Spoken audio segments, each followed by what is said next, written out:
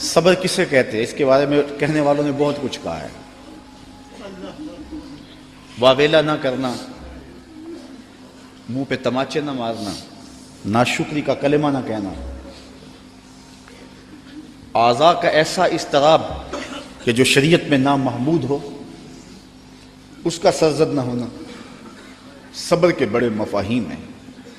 لیکن صبر کا مفہوم میں نے ایک یہ بھی پڑھا ہے کہ صابر وہ ہے جس کے معمول عبادت میں فرق نہ آئے۔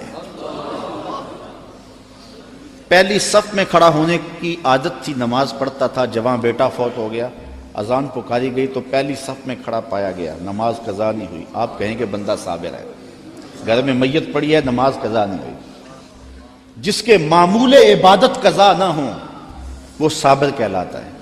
صبح اٹھ کے قرآن پڑھنے کی عادت تھی، گھر میں میت پڑی ہے، چلو دوپہر کو تدفین ہونی ہے، نماز پڑھی تو تلاوت آج بھی چھوڑی نہیں ہے، ہم کہیں گے بندہ صابر ہے۔ اگر صبر کی یہ تعریف ہے کہ معمول عبادت قضا نہ ہو تو صابر کہلاتا ہے، تو پھر اس تعریف کے آئینے میں امام حسین کو دیکھو، 71 لاشیں پڑی ہیں، اپنا بدن زخموں سے چور ہے۔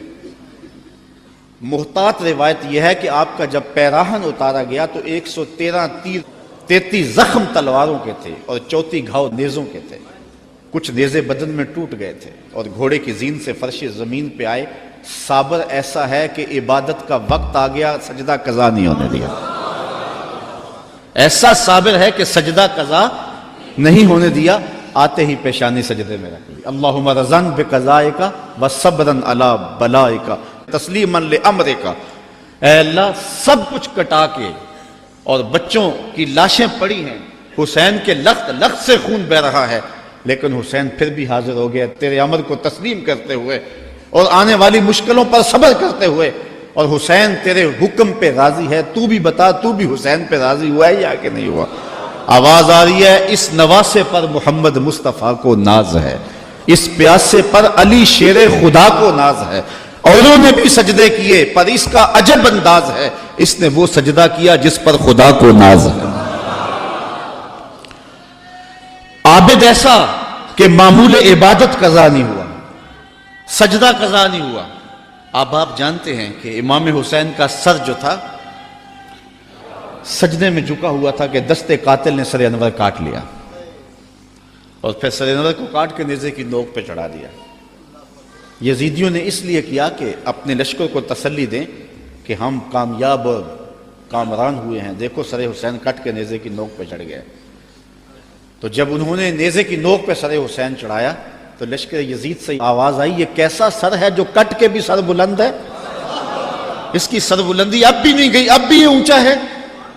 اور جب سر انور نیزے کی نوک پہ چڑھایا گیا تو اس انداز سے چڑھایا گیا کہ کٹی ہوئی گردن کا رخ آسمان کی طرف اور سر انور کا رخ زمین کی طرف۔